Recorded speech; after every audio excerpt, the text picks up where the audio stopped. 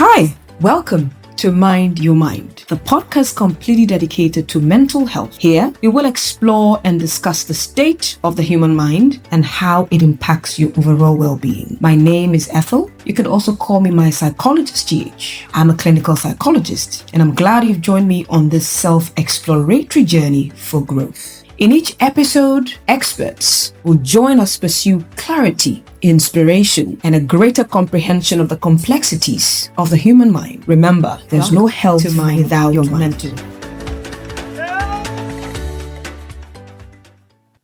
Hi, and welcome once again to Mind Your Mind podcast. And today we're actually looking at autism.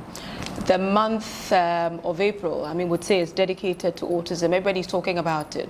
So on today's episode, we're looking at quite a number of very interesting conversations, and I am fortunate to have intellectual, individuals, professionals who are actually in the field, who would be breaking things down just so we can actually understand.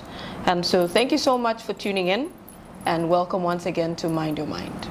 Right, so like I mentioned, we're having real conversations this morning, or we're having real conversations today. Okay, about autism, because I think that a lot of the time when we talk about autism, would say a lot of family members or families are navigating, this whole experience. Now, quite often there is some confusion. That's one thing I see. There's also some fear, uncertainties about what next, what happens with my child. And sometimes also there's some misinformation. We hear all sorts of things, that are going on now. And so, as always, I like to always also come back to our context and then talk about what's happening in our setting. And so we tend to, delve deeply into that in our conversation. And so thank you so much. So we have Mrs. Kumsin, who is a clinical psychologist, child specialist as well. Yes. And then we also have Ms. Denise Addo, who's a special ed teacher. And then, of course, we call Uncle Harry. So he is an ABA professional, isn't it, as well, who's also here with us. And I would say that in terms of having conversation, of course, I'm Ethel Obing Trevor, that is the child psychologist as well. But the focus is on our professionals today, just so we can actually break things down, not just for family, not just for the child, but then also for our schools, for our teachers, and then, of course, for the community as well. So we'll start off the conversation, and of course, I'm going to come to the child psychologist. Okay. Now, when parents hear the first, diagnosis, autism, all right, let's break it down from the professional's perspective, but more for the parent. Okay, what does that mean? What do you think they also think it means when they hear the word autism? Right. Yeah. Thank you, Ethel.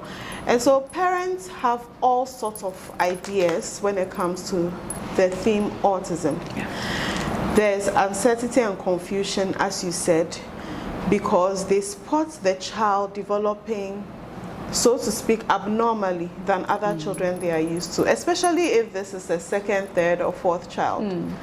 And so comparison makes you realize there's probably something off. Then there's grief, because you start to already mourn the loss of what is normal. Yeah. But autism is a spectrum condition. So spectrum meaning that there's diversity and there's variation. So it's a neurobiological condition. So this means that there's something going on with the brain, and mostly internal, that you don't see physically. All right. So unlike a condition like Down syndrome, where you see physical anomalies, so the eyes look different, the facial gestures look different. For autism, it's not written on the face of a child. So when you think of autism, think of spectrum, variety, variations, diversity. So one is loud, one is quiet, one is silently working on a task, one is all over the place. And so there are different ways by which this condition presents itself. Yeah. Right. And whilst you mentioned this presentation, so I want you to paint a picture for us, okay? Right. So 2 children, which is what you were, talking about not so long ago, with autism, who look completely different. Yeah. And then the bit about maybe what would say, oh, it's a discipline issue. Yeah. or it's a spiritual problem. Right. You know, things like that, because we want to understand. If we don't understand something, typically we tend to spiritualize. Yes. And so how do you navigate this, you know, sensitively? Right. Yeah. And so let's start with the differences again to make Right. it a bit clearer. Yeah. So imagine there's Kwame and then there's Ama. Right. Ghanaian context, right? Yes. So Kwame sits with his Legos and he's quietly lining them up one after the other.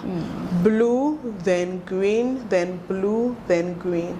He's called 10 times, he would not respond.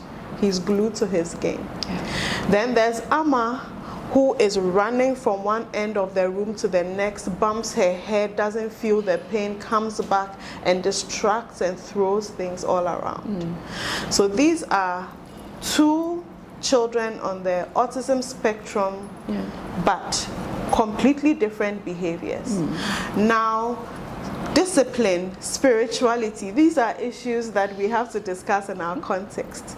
Because in our context, a child who is doing something that is not aligned with instructions, aligned with the typical status quo, is misbehaving.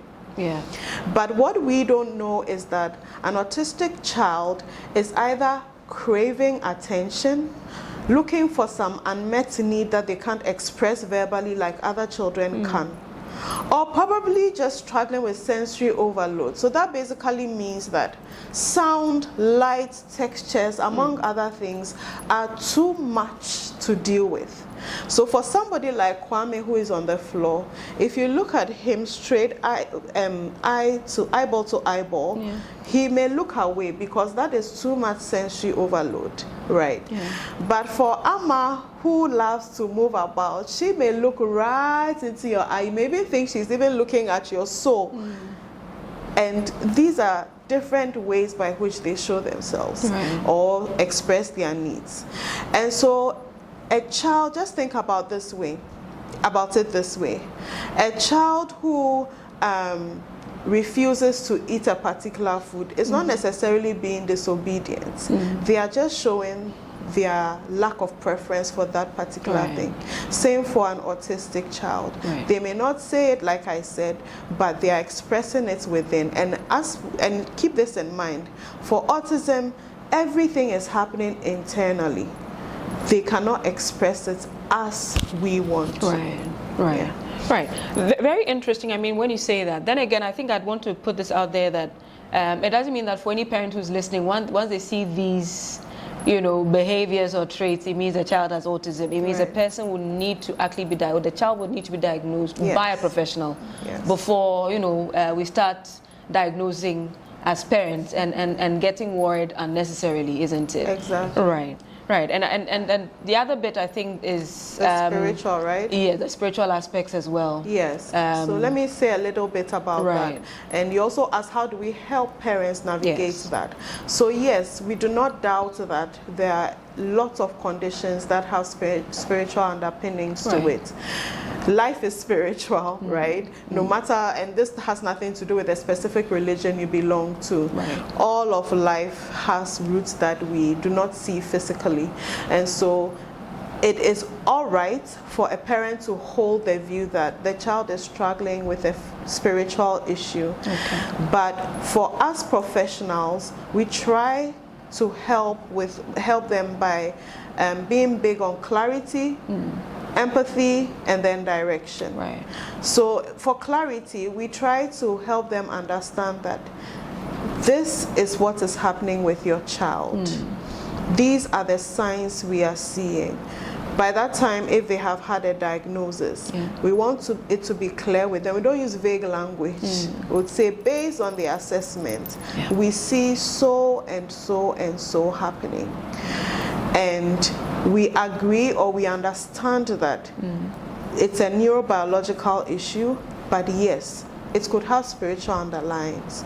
And so how to deal with it, so that then is empathizing, then direction. You are free to seek help from spiritual sources, right? From a pastor or, a friend who prays with you and so on. But we also would advise that we look for certain strategies or tools to help the child as we go along. Right. So this helps the parent to know that we understand you, we are with you, we are in the same culture. Yeah. I could easily have had a child in the same condition. And so it's all about understanding and empathizing with the parents. Right, Yeah. right. Okay, so there's lots of nodding that's going on, and then we'll come to Uncle Harry.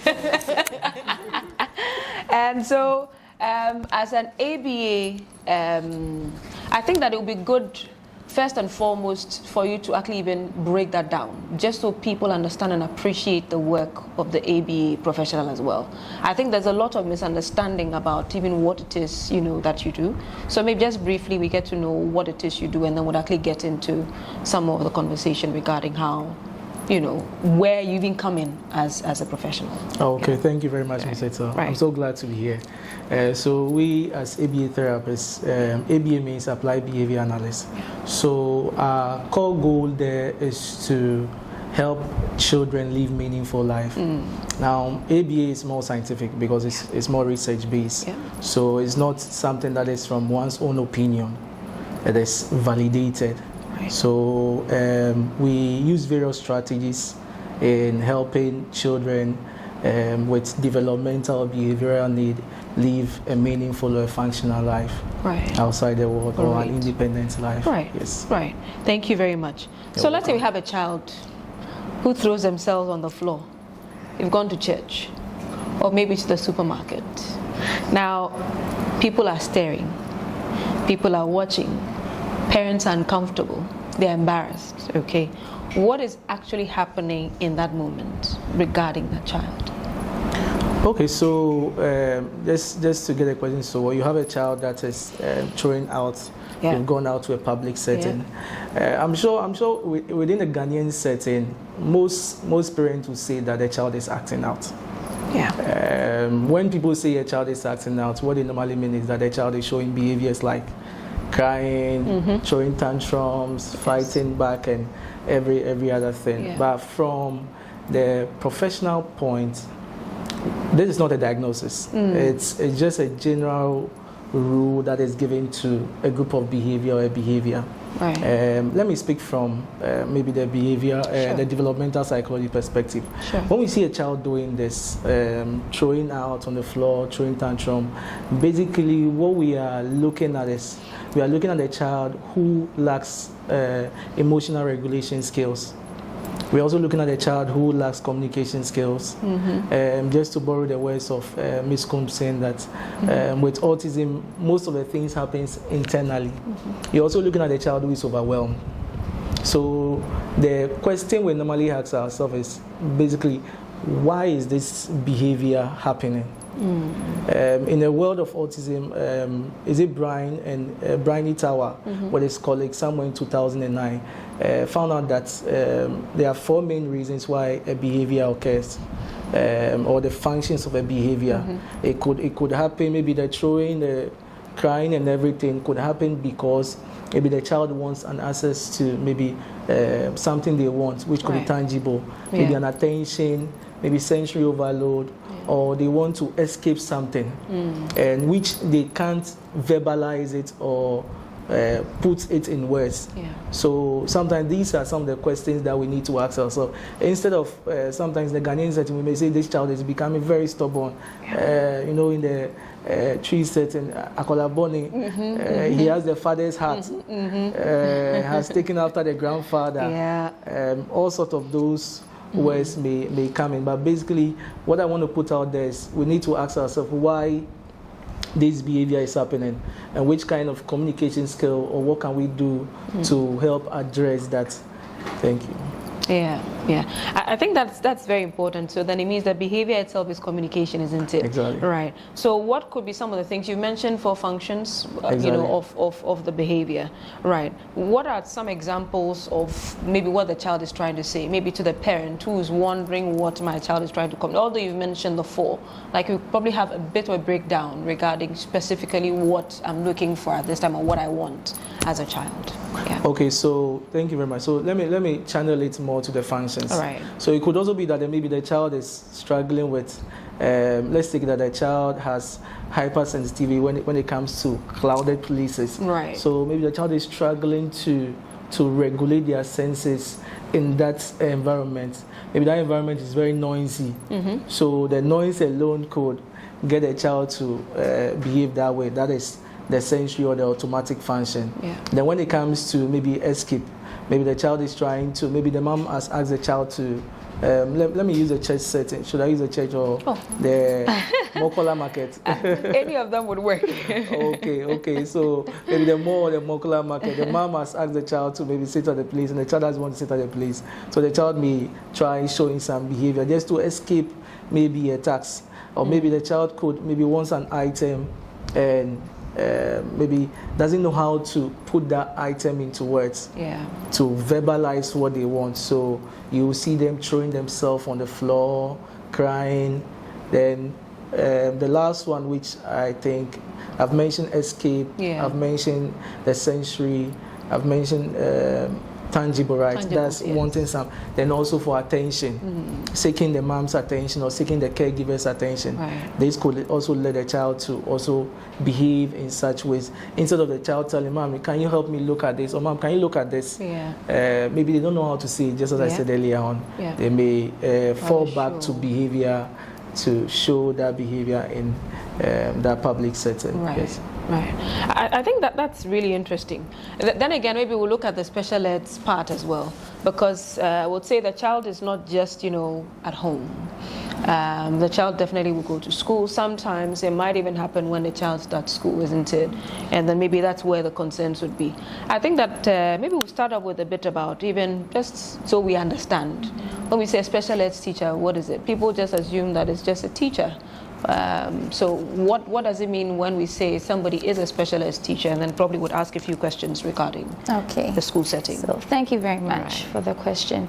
So I think this is usually a misconception that special ed teachers and then teachers do the same jobs. Yes, especially in our parts of the world, we have a lot of parents or even teachers not really understanding the role a special ed teacher plays.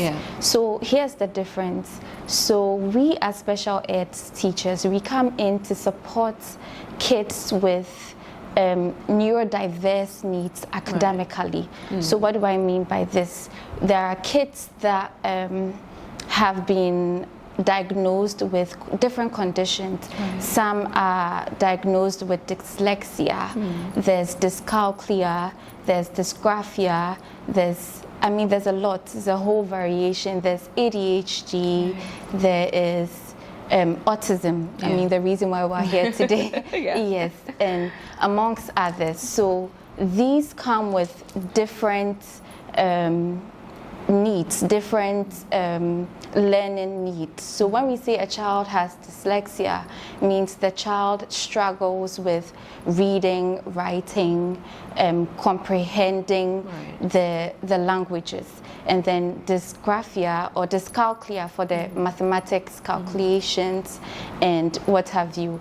And then we have autism that shows itself in diverse ways, in multiple ways, variations, as Ms. Kumsin said. So we as the special eds, we come in to support the kids specific or tailored towards their specific needs. Yes, whereas a teacher would stand in front of the classroom and they're doing their best, teaching in ways they know best to support the entire classroom.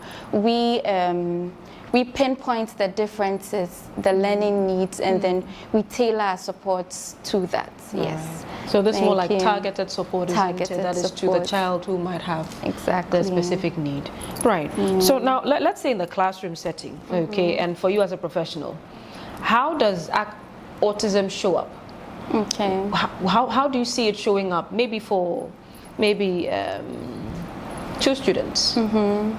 Maybe both of them have been diagnosed with autism, and what would you say are some of the differences the you variations? see? Okay, so I'm going to name my students Kofi and Amma.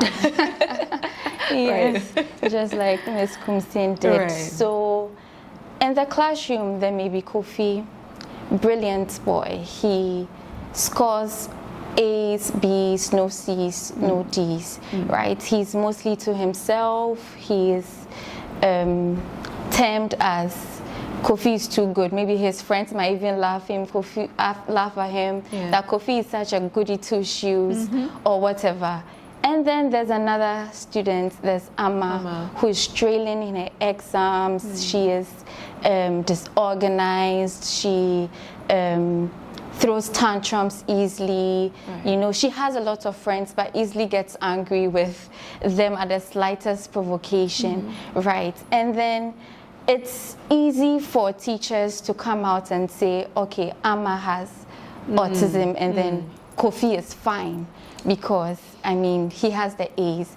And this is a challenge in most of our schools because we sort of associate autism with grades. And then we go like, oh, okay, yes, Kofi he's fine, whereas it's not the case. So you see, Kofi might have issues with not knowing how to deal with failure. He gets a B instead of an A, and he's so down. He thinks he's not good enough. And yes, so these are some of the variations we see as special ed teachers. Yeah. Right. So, you know, Harry mentioned something earlier on that behaviors are sometimes labeled as stubbornness. Some of these behaviors are tantrums, maybe the meltdowns that they get to have, or even poor upbringing. There are times where, let's say the child goes to church with the parents, and for the most part, I think there's a point where they don't go to church anymore because of some of these behaviors. So the child has gone to church, all right, and then the child starts making noise. So everybody will stop, and I will turn and look at the child, and then we look at the parent. Without saying anything, we are blaming the parent indirectly. Even the look alone is enough to communicate to the parent that you are not training your child well. All right. Now, in such issues, how would you reframe that for parents? Children who are labeled as stubborn, and then also, let's say, the child is seen as different. Okay, so for you as a teacher, a special ed teacher, all right, how would you then in some ways reframe that so that we don't label it as that anymore, but change that labeling? Yeah. Thank you very much for this question. I think, yes, this is a very important question. And as you said, there are so many times where parents are tagged as having shown bad parenting styles, yes, and not being good enough as parents, or there's probably something wrong with them and all that. But I think first we need to sensitize the parents. There should be a lot of education going on, especially in our parts of this world where, you know, people just look at things at the surface level and just make assumptions. Yes, parents of autistic children and even parents of neurotypical children need to be sensitized. They need to be educated that these behaviors you know, stem from underlying conditions and not necessarily a fault of the parents. And yes, with the appropriate support, with the appropriate education, you know, with these interventions, you know, things can get better. Yes. Thank you very much. Now maybe I'll ask the child psychologist this question. We'll come to the part about diagnosis. So we're just, you know, more like touching the surface. What are the signs that would make you say, don't wait, do something about it now? Because there are times where we might have noticed a few things as parents, and then we'll speak about it either to a friend or maybe to a colleague about it. Go like, oh, my child was the same thing, so give it time. Everything will be fine. And usually for first-time parents, we don't know what we are doing. Sometimes, especially when we don't have our parents with us telling us and giving us some comfort and some wisdom, there's nobody we can ask certain questions, you know. Yes. And so in Ghana, I would say a lot of children are first, you know, noticed around the school age. So it's when they start school, because the teachers tend to compare them to their peers. What are we missing in those early years? And what would also make you say, or what are some of the signs that will make you say, don't wait, do something about it now? Very great question. So most of the time, we know we have this especially maternal intuition, that tells you that something is wrong. I would say don't chuck it away. Don't silence it, because it just might be what you're thinking. That is when you reach out for help. At least start asking the questions. There are therapists around in the hospitals. Now a good number of schools have therapists that you can ask questions, and so just don't do away with that intuition. Another case is when other people, neighbors, you know, other caregivers, the grandmother says she noticed this. She noticed that the child doesn't smile back. I'll come to some targeted responses that you should look out for in the early years. But the grandmother says that the child doesn't smile back, and this child is 6 months, and she feels you should look into it. Just take a break and actually look into it. You just might find something. There are other cases where, I mean, you realize, you go for checkups and you realize the milestones are a bit delayed. It could be anything really. But it also could be that the child is on the autism spectrum. So it's good to look into these things and at least start the initial findings. So between age 0 to 12, let's say 6 to 12 months, we expect the child to establish some eye contact. Even if not for a long time, we want the child to be able to keep their eyes focused on you for at least some 10 seconds, 5 to 10 seconds. We also expect that the child will coo and babble.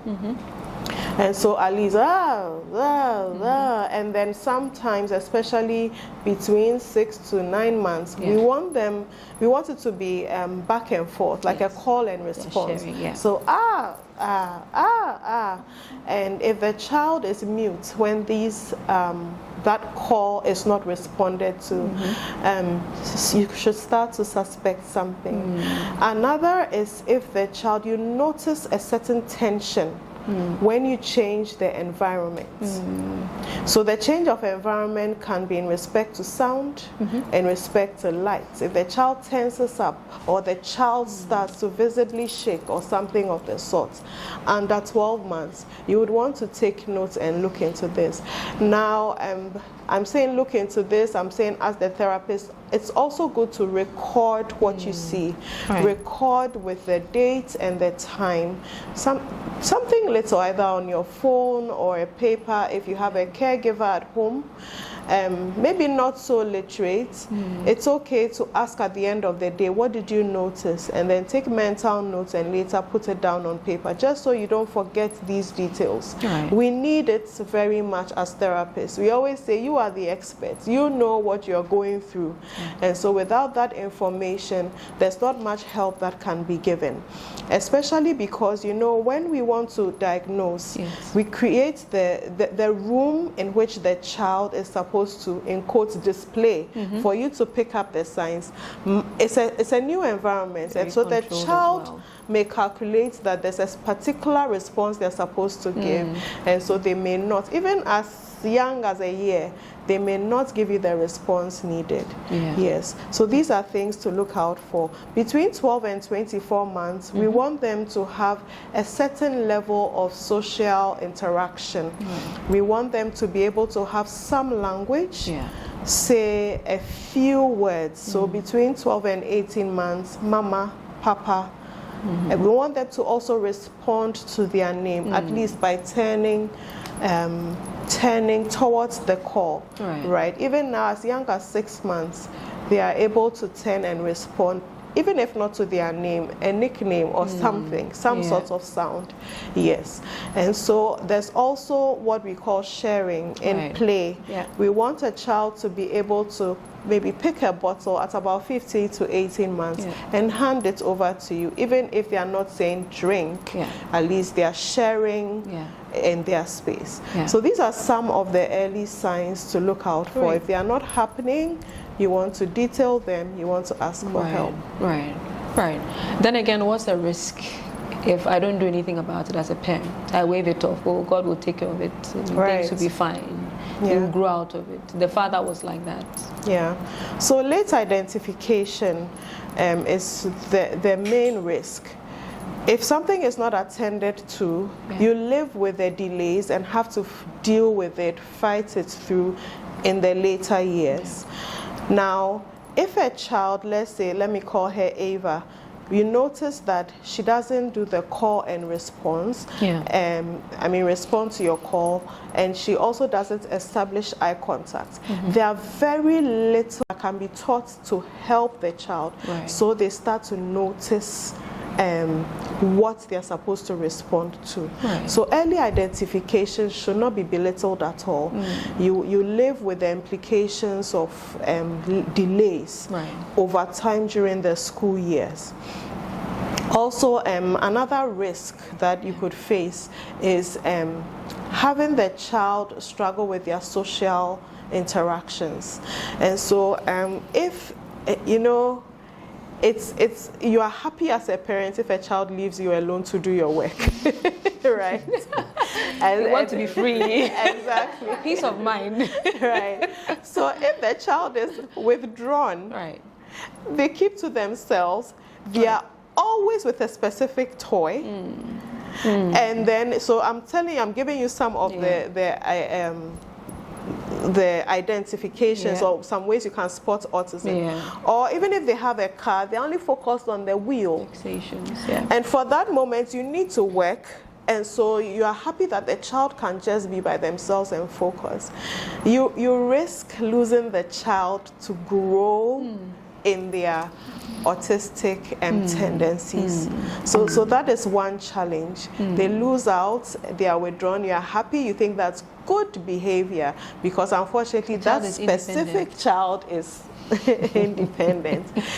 So that's another struggle that they face. But like I always say, please don't diagnose. Always ensure that you're getting to a professional to do that, so that you don't have unnecessary anxiety and be asking questions whether or not really this is what it is. It might not even be that. It might be something else. But as always, it's good to be sure. The other bit for me though would, we'll come to screen time. That seems to be a major thing. But maybe for Harry, I just want to find out, we talk about play, and especially for behavior therapists or for behavior analysts, I think that's a major thing, isn't it? How important is play in identifying some of these concerns? She just said something about the child being on their own. But for you, how is play important in terms of its role in helping us to identify some of these? This is something that we need to really think. So we behavior therapists, I think among our developmental domains, we have several. We have academic, we have social, we have life skills. We also have play skills there. Now, play skill, what we expect is that we expect the child to play appropriately. So if the child isn't playing appropriately, just as Ms. Consi mentioned, that you see some of them swinging the tie, rocking on the chair, trying to arrange the toys in one line. If we see them not playing in a functional way, then we need to look at evidence-based therapy to help them to build that kind of skill. So we have one lesson we call the functional pretend play.